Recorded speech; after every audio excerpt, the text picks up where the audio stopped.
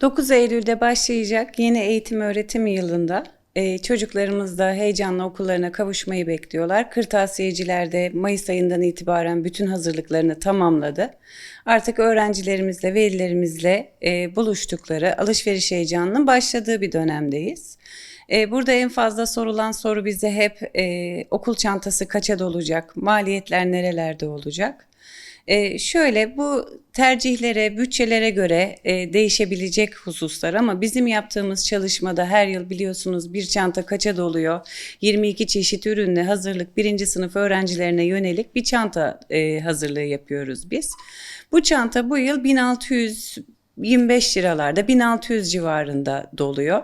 Geçen seneye kıyasladığımız zaman %60'lık bir artış varmış gibi. Ürün bazında da %30 ile %60 arasında farklılıklar var. Biz her zaman eğitime hizmet veren bir sektör olarak kırtasiyenin eğitimi destekleyen en önemli unsurlardan birisi olduğunu düşünüyoruz. Kırtasiyeciler işinin ehli ve kırtasiyeler 365 gün denetlendikleri için veliler burada çocuklarına yönelik aradıkları kırtasiye malzemesinin hem çok çeşidini hem de bütçelerine uygun olanını, aradıkları ürünü bulabilirler. 350 liraya da çanta var, 2000-3000 liraya da çanta var, 300 liraya da matara var, 1500 liraya da matara var.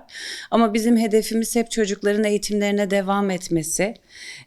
O yüzden makul, güvenilir kırtasiye ürününü de kırtasiyelerden bulabilirler.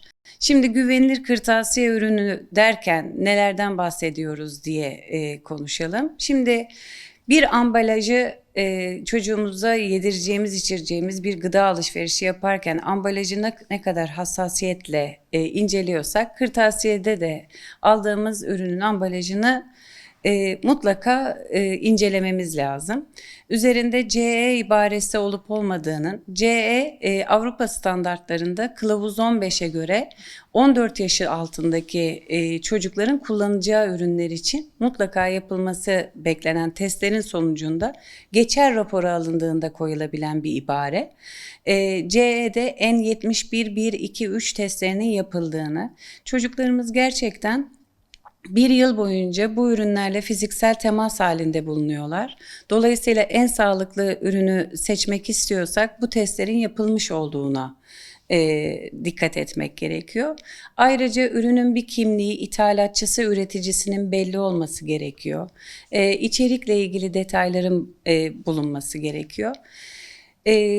Bunların sonunda da şöyle bir öneride bulunabilirim. Merdiven altı, açık pazar yerleri, yani kimliği belirli olmayan paketli ürünler. Bunları alışverişte tercih etmeyelim.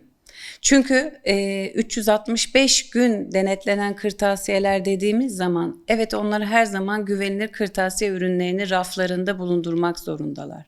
Kırtasiyeler ne zaman hangi ürünü aldıklarını, bununla ilgili fiyat denetimine, bununla ilgili test denetimine tabi tutuluyorlar. Yapacağımız bir yıllık alışverişte bir kere ne kadar ucuz olursa olsun aradaki fark, işte pazardan aldım 3 lira, kırtasiyeye gittim 7 lira, o 4 lira gerçekten esasında ekonomimize başka bir yerden zarar verecek bir boyuta ulaşabilir. Çocuklarımız da hepimizin en kıymetlisi, geleceğimizin emaneti.